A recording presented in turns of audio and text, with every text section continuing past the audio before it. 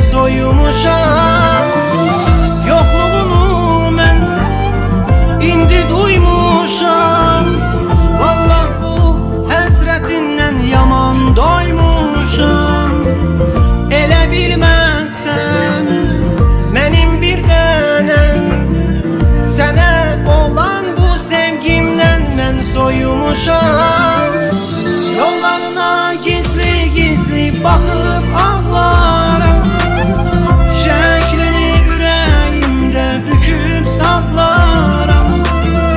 Gecə gündüz dəniz kimi coşub şahlarım. Yarım söylə hardasan.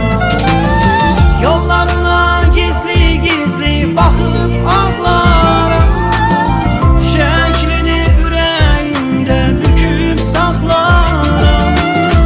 Gecə gündüz dəniz kimi coşub şahlarım. Yarım söylə hardasan.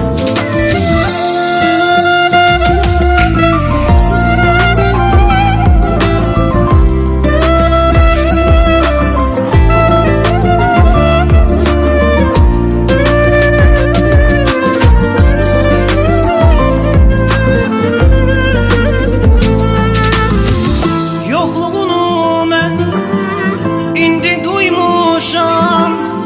Vallah bu həsrətindən yaman doymuşam. Elə bilməzsən mənim bir dənəm, sənə olan bu sevgimdən mən soyumuşam.